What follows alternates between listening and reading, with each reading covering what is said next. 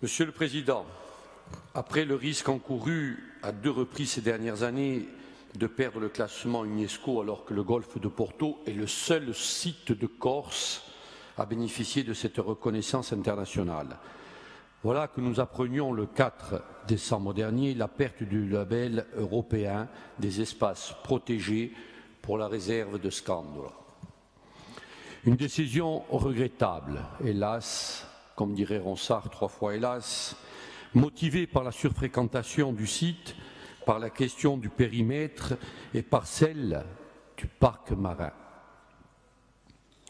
3 dimensions qui ne sont pas simples, je vous l'accorde, mais on peut également évoquer des erreurs matérielles qui, à ce niveau, s'avèrent être de ce que l'on pourrait qualifier des manquements.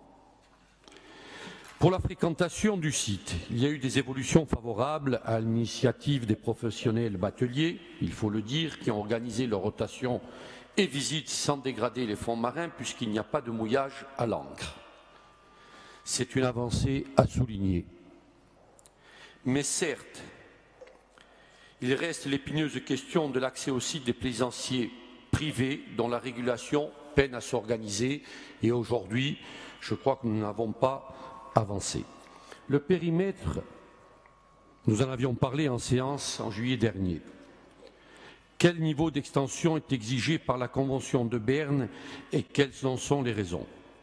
Nous n'avions pas participé au vote en juillet lorsque vous nous proposiez de créer une nouvelle réserve sur le périmètre Calvi-Cargès d'une part, parce qu'il est primordial que les communes concernées soient associées aux discussions, il ne faudrait pas les laisser de côté, et ce n'était pas le cas.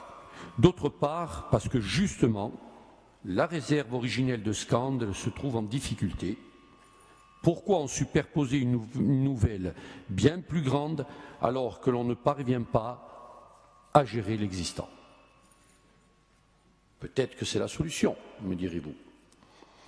Enfin, et c'est là, je pense, la dimension la plus politique, la création d'un parc marin qui, d'avis d'experts, est considéré être la meilleure solution en termes de protection et de valorisation. Nous connaissons tous le parc marin du Cap Corse et des Agréates et celui international des Bouches de Bonifacio. La réserve de Scande et plus globalement le golfe de Porto, de Girolate au Calanque de Piana, mériteraient tout autant d'accéder à ce type de classement qui serait distinct des labels UNESCO et européens, mais plutôt complémentaire et de nature à se consolider mutuellement. Se pose donc alors une question de gouvernance puisque c'est l'État qui gère les parcs marins et j'espère que ce n'est pas cette fois encore une question de rapport de force. Ça serait bien dommage qui a retardé ces discussions avec les risques et les conséquences que l'on connaît aujourd'hui. Soutenez-vous, Monsieur le Président, la création d'un parc marin dans le golfe de Porto? Une discussion regrettable, disons-nous, mais vraisemblablement réversible, nous l'espérons. On parle d'un délai définitif dans 2 ans. Ça nous laisse un peu de temps, exigeant une réaction fondée, pragmatique, de la part de notre collectivité. Encore une fois, cette fois-ci, faisons nos preuves.